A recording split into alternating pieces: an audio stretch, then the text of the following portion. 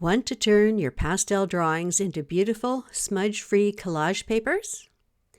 In this video, I'll show you how to transfer soft pastel onto the gel plate and lift it with matte medium on tissue for a transparent, durable print, perfect for mixed media work. Pastels are a beautiful medium to use. They provide vibrant colors and are known for creating smooth, velvety textures, allowing for a wide range of expressive strokes. But the downside is their fragile, smudge-prone nature. If I were to use pastel directly in a mixed media work, anything I put over top would smudge and smear the pastel. But create a pastel drawing on paper and transfer it to tissue using the gel plate, and you get a fully fixed copy you can use for collage. I've chosen a variety of pastel in green, orange, and purple. And just to clarify, these are soft chalk pastels, not oil pastels. Pick colors that work with the color schemes that you like to use in your artwork. That said, this technique is so quick and easy, you could easily make a few sheets to match a specific project. I have a mix of pastel brands in my stash. Some are softer than others.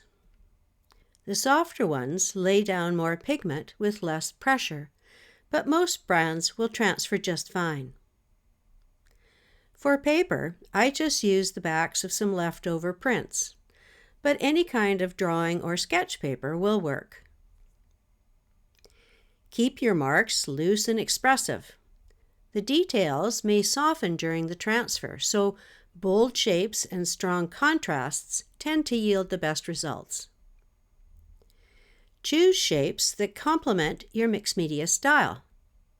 I tend to gravitate towards geometric shapes, so I'm making a mix of rectangles in different sizes and colors.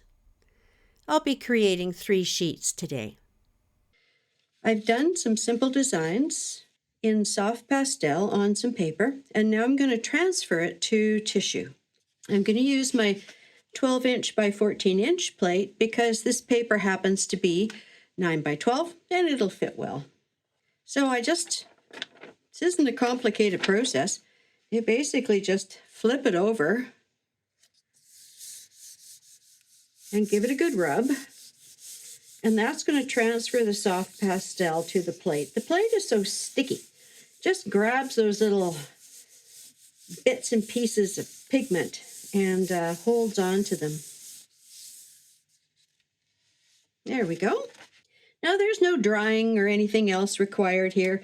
This pastel is actually pretty solidly fixed onto that. So what I'm going to do now is pick it up. And I'm just going to pick it up using matte medium. I'm just going to put a bit of medium out on my palette and roll it out a bit and then simply roll it on. So the matte medium is what's going to make this now stick to the actual tissue that I'm going to use to pull these with, because I want these to be on something transparent for when I put them on a collage. So I'm going to use tissue. As you can see, the pastel doesn't move around at all. It's really pretty good. Okay.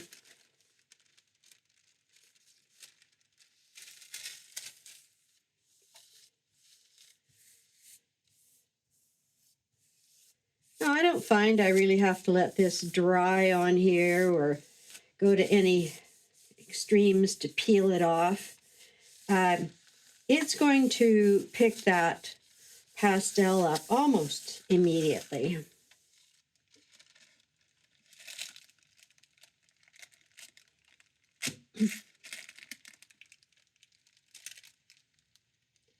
Now there might be a ghost left on the plate, depending on how thick the pastel layer was.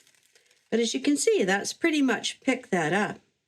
And the nice thing about this now is it's now completely fixed on there. That won't come off, and I can go ahead and use that and paint over top of it and do anything else I want to it, and it'll be just fine. I'm going to just give that a little quick wipe off with some water and a paper towel. Now this is one that I just hand drew, and it's got a couple of different purples in it and a bit of a burgundy and some of the brown that I've been using and the green. So I think that might be an interesting overlay to one of my mixed media pieces. So I'm going to try transferring this.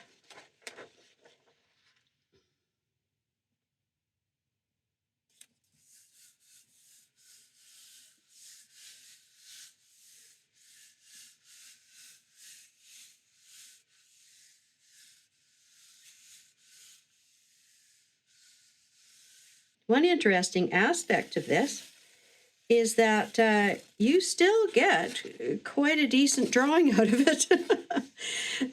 Now, to use this drawing again, I would have to add a bit more of the soft pastel, but I quite like it as it is.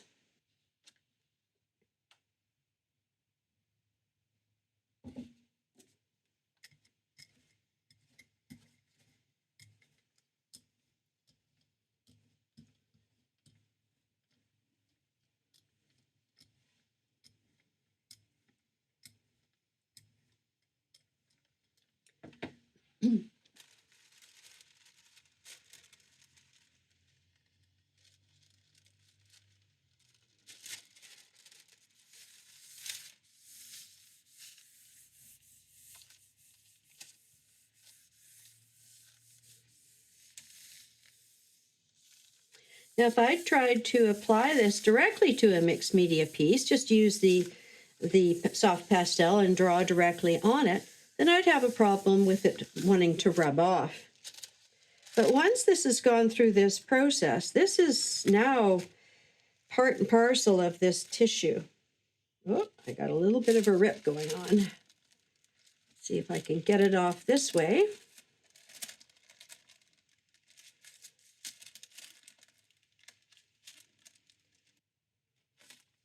There we go. That little tear won't even show up once I apply that to a mixed media piece. That's quite nice. A little softer than the original, which I like. So here we are with my hand-drawn rectangles and different of my colors that I selected for this exercise. And also some stripy patterns made in a couple, well, actually all three of the main colors that I wanted to try out. So I've cut these out, and now these could be collaged into a piece, which I'll show you in just a moment. I've also got a couple of ones I did from drawings. So this one was a better transfer in that I had quite a lot of the pastel on the plate and it just went according to plan. Has some interesting tiny little bits of things from, if you have any of this pastel dust, you know how it gets everywhere. So I probably could have shaken off the drawing a little bit more before I used it on the plate, but I kind of like that effect. And this is another one which kind of went a little sideways on me. I had a perfectly good drawing on a piece of paper, but I was fooling around with some different mediums and discovered that the one that I was originally using, the matte medium, was the best. I tried to use some open medium and that didn't pick it up at all. So I played with it. I finally did get it to pick up with the matte medium.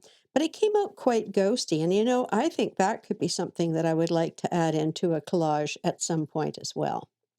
Now, just to give you an idea of how I might use these in a work, basically, once I've got these little things cut down to size, and they are on tissue, so it's reasonably transparent when I put it down over top, then I would just be looking to see what kind of placement might work out for them.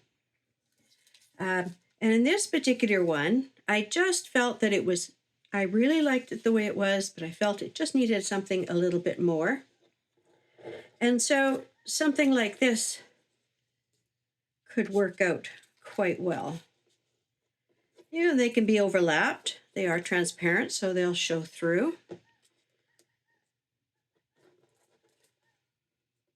And this is again nice because you get to play with placement and see what sort of fits and what works.